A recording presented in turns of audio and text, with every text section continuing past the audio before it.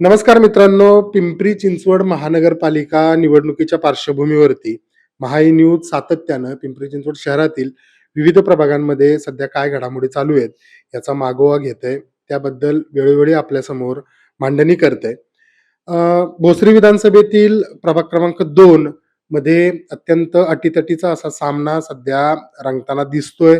पण खऱ्या अर्थानं या प्रभाग क्रमांक 2 म्हणजे मोशी, जाधववाडी हा जो प्रभाग आहे, या प्रभागाला कुठंतरी या निवडणुकीमध्ये वेगळ्या प्रकारे गालबोट लागल्याचं दिसून येतंय. मी असं का म्हणतोय हे स्पष्ट करतो. मित्रांनो, 2-3 दिवसापूर्वी याच प्रभाग क्रमांक 2 मधील अ, एक माजी नगरसेवक त्यांच्या बंधूला पोलिसांनी पैसे वाटताना रंगेहात पकडलं आणि त्याची प्रचंड चर्चा शहरामध्ये झाली. राष्ट्रवादी काँग्रेस पक्षाचे हे संबंधित माजी नगरसेवक यांना खरं तर निवडणुकीसाठी मतदान करण्यासाठी मतदारांना लक्ष्मीदर्शन करण्याची वेळ यावी इथपर्यंत म्हणजे रसातळाला हे प्रचार या लोकांनी नेलेला आहे. अशा पद्धतीचं चित्र आणि अशा पद्धतीच्या भावना समाज माध्यमांमध्ये त्यांच्या भावाला अटक झाल्याच्या नंतर, त्यांच्या भावाला पैसे वाटताना पकडल्याच्या नंतर जो व्हिडिओ समोर आले त्याच्यामधून नागरिकांमध्ये व्यक्त केली जात होती. हे झाल्याच्या नंतर अशाच पद्धतीच्या आणखी काही घटना अ, या राष्ट्रवादी काँग्रेस पक्षाच्या उमेदवारांकडून करण्यात आल्याचे व्हिडिओ सुद्धा सोशल माध्यमांमध्ये व्हायरल झाले आणि यामधूनच एक प्रकारे राष्ट्रवादी काँग्रेस पक्ष प्रभाग क्रमांक 2 मध्ये फक्त आणि फक्त आता कुठल्याही विकासाच्या मुद्द्यावर न लढता फक्त आणि फक्त नागरिकांना आमिष दाखवून पैशाची किंवा एकंदरीतच लक्ष्मी दर्शन करून निवडून येण्याचा प्रयत्न करतंय का? असा प्रश्न या निमित्तानं उपस्थित होतो. मित्रांनो, 2 दिवसानंतर त्या घटना घडल्याच्या नंतर काल परवामध्ये आणखी एक घटना आणखी एक व्हिडिओ प्रसार माध्यमामध्ये प्रसिद्ध करण्यात आला.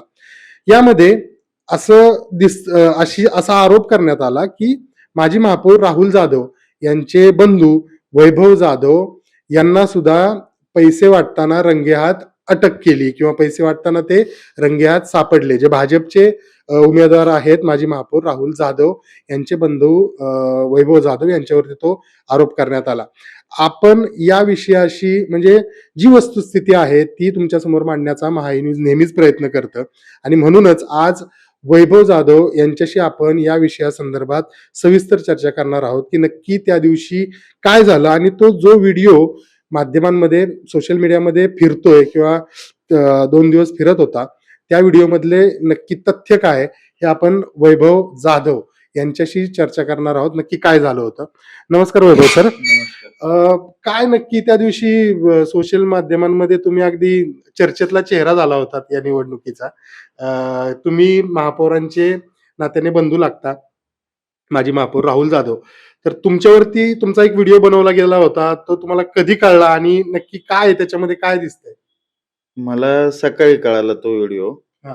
पण त्या दिवशी जे काही झाले, हं, दादांचा प्रचार हा मुशीतच होता, हं. पाठीमागच्या सोसायटीत. आणि आम्ही पॉम्पलेट वाटीत मुशीतलाच माझा एक मित्र होता. हं.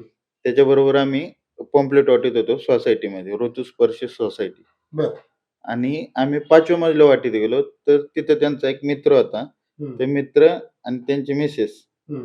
त्यांनी आम्हाला चहा पिण्यासाठी आग्रह केला. म्हणजे तुमचे जे मित्र होते, जे तुमच्यासोबत पत्रकं वाटण्याचं काम करत होते, प्रचाराचं काम करत होते, ते ज्या सोसायटीमध्ये गेले तिथे त्यांच्या परिचयाचे एक रहिवासी कोण होते, हां. त्यांनी तुम्हाला चहा पिण्याचा आग्रह केला म्हणून तुम्ही त्यांच्या फ्लॅटमध्ये घरामध्ये गेलात चहा पिण्यासाठी. चहा पिण्यासाठी गेलो. चहा प्यायला नको बोलत होतो. पण त्यांनी तरी पण आग्रह केला. पण आता त्या आग्रहाला कसं काय आपण हे करायचं म्हणून आम्ही चहा पिण्यासाठी आतमध्ये गेलो. तर सोसायटी आहे. दार तर लावून घेतातच. हो.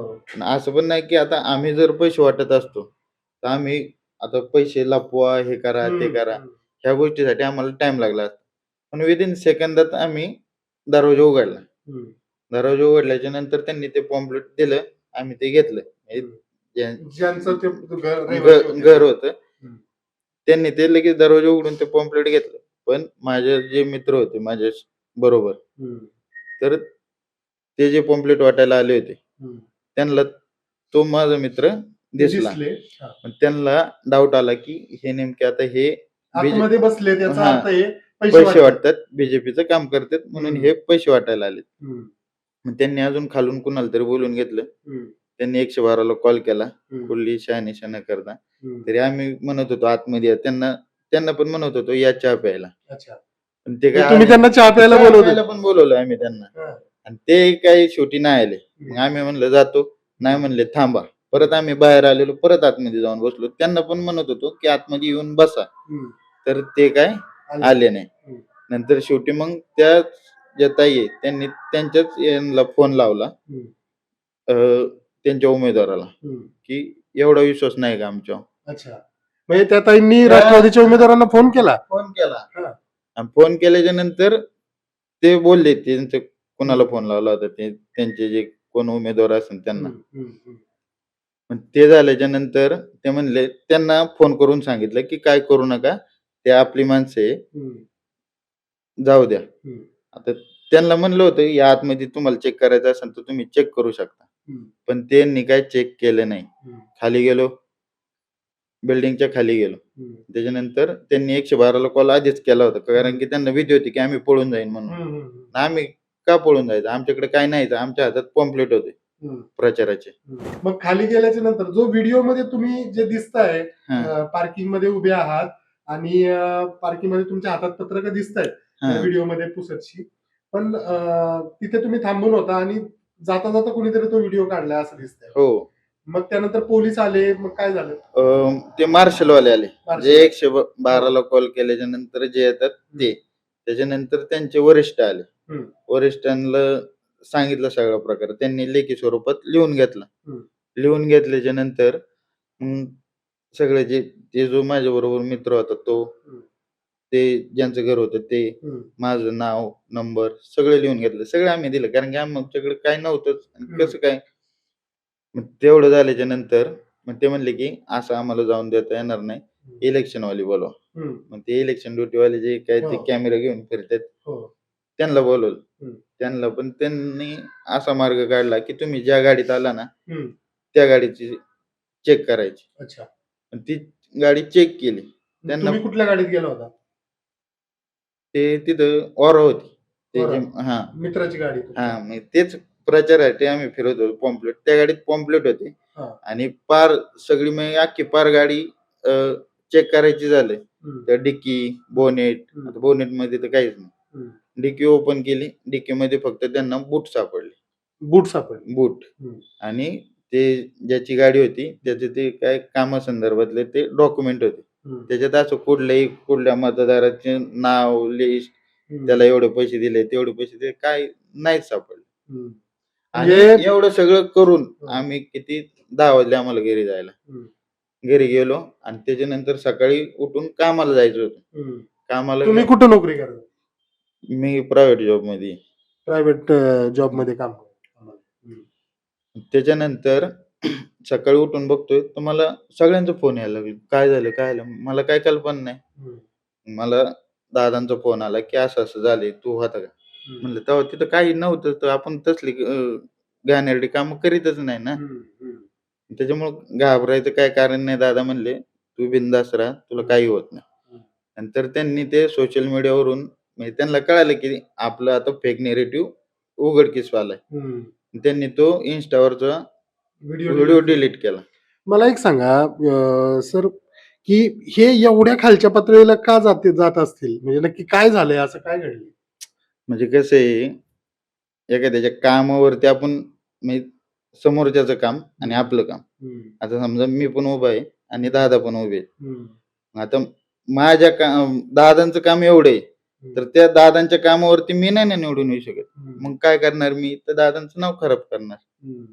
मग ते तुमच्या असं त्यांच्या माध्यमातून महापौरांचं नाव खराब करायचं, म्हणजे जेणेकरून त्याच्यामुळे त्यांना निवडणुकीत फायदा होईल. त्यांना निवडणुकीत फायदा होईल.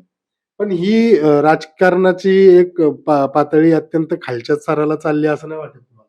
हा, तर ते सगळी जनतेला माहितीच आहे. मग जनता काय उत्तर दिलं असं वाटतं तुम्हाला? तर देणार 100%. नाही, यातला एक महत्वाचा मुद्दा आहे सर, की तुम्हाला तुमचं वैयक्तिक आयुष्य आहे, तुम्हाला तुमचं कौटुंबिक आयुष्य आहे. हे सगळं करत असताना जे तुमची व्हिडिओ अशा पद्धतीने नावासकट, फोटोसकट व्हायरल झाली, तुम्हाला तुमच्या कुटुंबाला मानसिक त्रास झाला असेल, स्वाभाविक आहे. पण ह्या सगळ्यावरती तुम्ही काही ॲक्शन घेण्याचा विचार केला नाही का? ते बघू आता काय होईल त्याच्यावर. हं, माझं तर आता अशा कामात तर माझं नाव कधी कुठं आलं पण नाही आणि येणार पण नाही. हं, पण त्यांनी आता त्यांचा हे फेक नेरेटिव्ह हं, समोर आलाय. हं, आता बघू आता माझी काय मानसिक स्थिती होती. मग त्यांच्यावरती बघू मग कायदेशीर काय कारवाई करता येईल ते. हं. हे एकूणच या घटनेकडे आपण पाहिलं तर एक प्रकारे विरोधकांना ज्यावेळेस ही गोष्ट लक्षात येतं, की आता निवडणुकीमध्ये निवडणुकीमध्ये आपले मुद्दे चालत नाहीयेत. आपले कुठलेही आरोप-प्रत्यारोप हे आपल्या विरोधकांना अडचणीचे ठरत नाहीयेत. तर मग अशा पद्धतीचे चुकीचे काहीतरी नरेटिव्ह पसरवणं आणि त्या माध्यमातून आपल्याला कसा त्याचा फायदा होईल, याचा प्रयत्न सध्या तर या प्रभाग क्रमांक 2 मध्ये होत असल्याचं दिसतंय.